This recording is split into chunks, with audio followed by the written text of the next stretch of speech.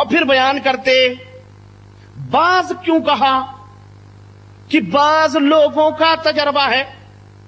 تو پہلے کر لے بھائی, لکھ رہا ہے نا تو پہلے لکھ پہلے تجربہ کر کے پھر لکھتا.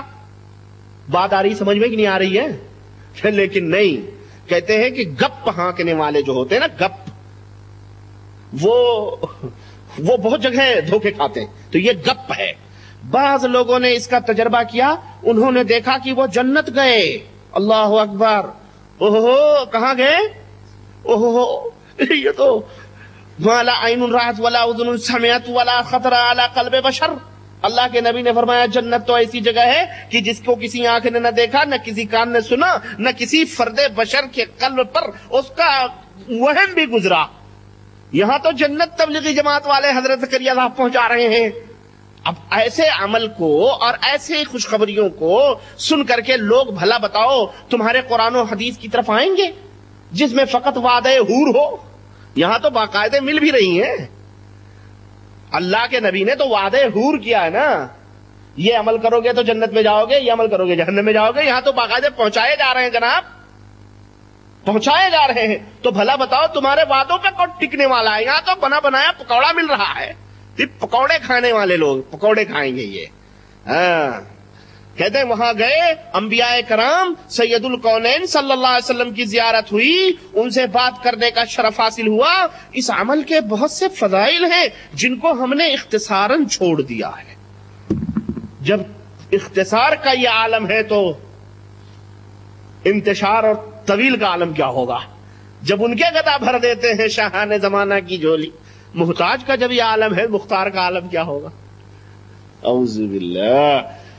اور بھی متعدد عمل اس نو کے حضرت پیران پیر سے نقل ہیں. اور پتنی اب اس کے بعد جناب علی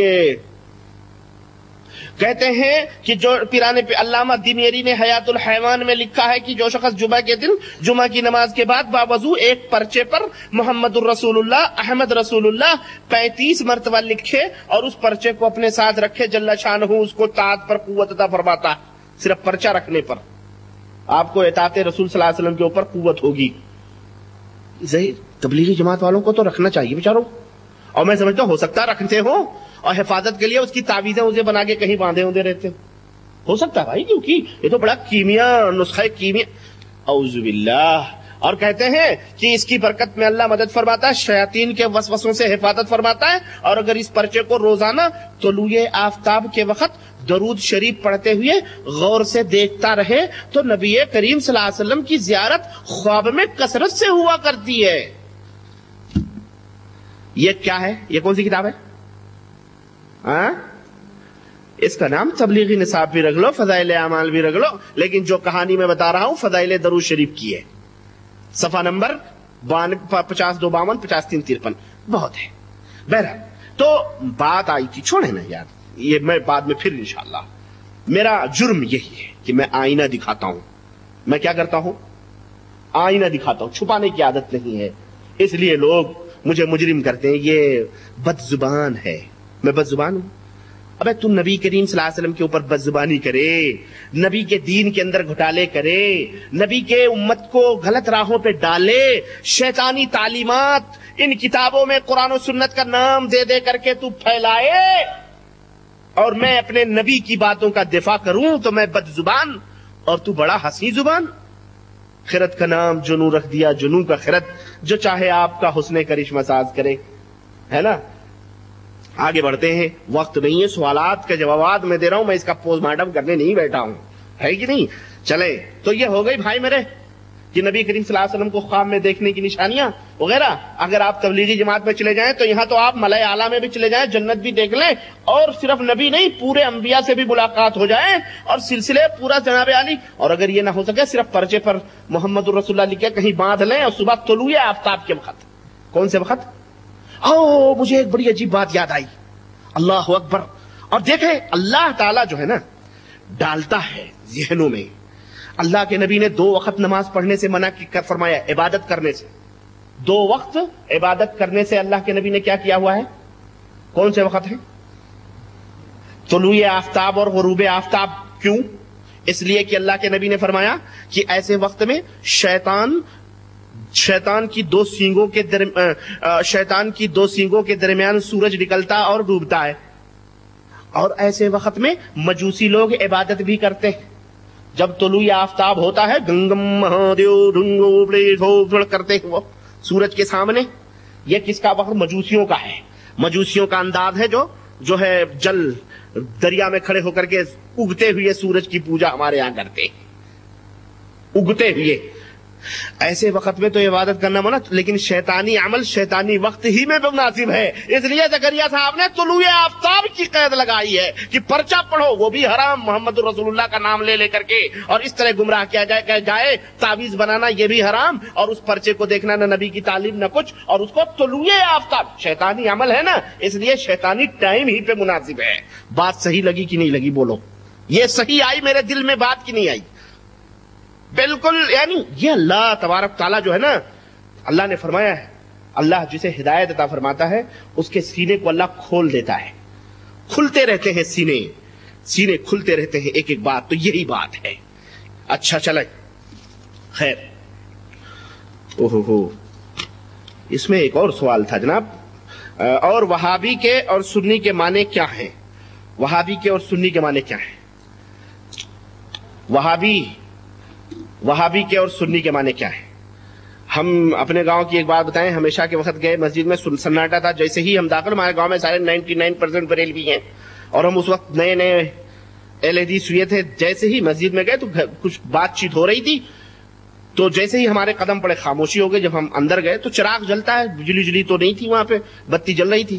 تو 4-5 بڈھے بیٹھے ہوئے تھے تو خاموشی ہو گئی. لیکن جب زیادہ دیر ہو گئی تو ایک بڈھے نے اس نے کہا کہ تو بھیا یہ وہابی کس کو کہتے ہیں اور سنی کس کو کہتے ہیں؟ تو ایک صاحب تھے، زندہ ہوں گے یا مر گئے پتہ نہیں، مدت ہوئی نہیں گیا میں گاؤں. انہوں نے کہا وہابی اس کو کہتے ہیں جو سنی اس کو کہتے ہیں جو سن کے مسلمان ہوا ہو، وہابی اس کو کہتے ہیں جو اللہ میاں کو دیکھ کے مسلمان ہوا. میں نے کہا جو یہ بات کہے وہ گدھا.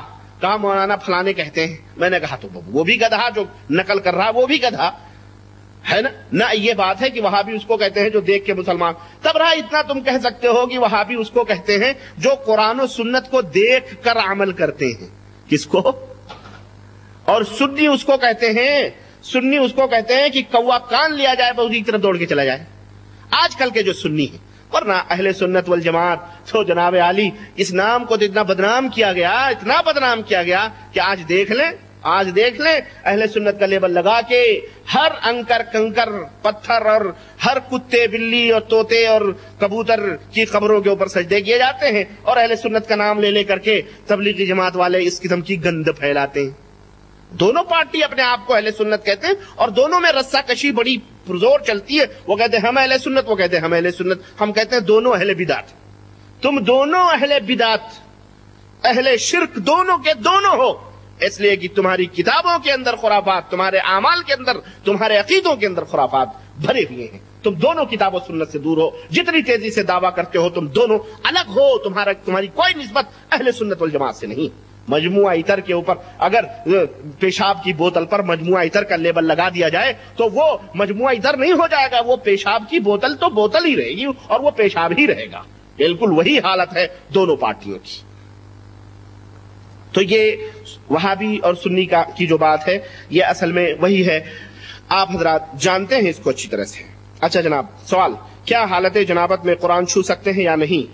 اس لیے کہ جناب صفی الرحمان اپنے احسن البیان میں چھونے کی اجازت دیے ہیں، لیکن سعودی فتوے کے مطابق چھونا جائز نہیں. میرا دوسرا سوال، اچھا پہلا سوال پہلے جواب دے دیں.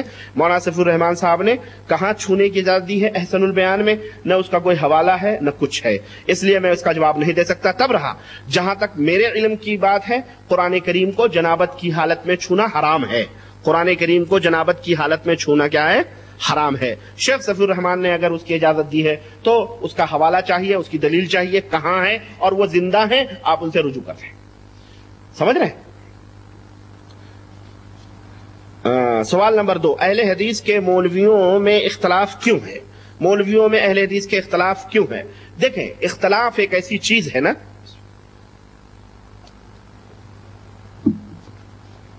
اختلاف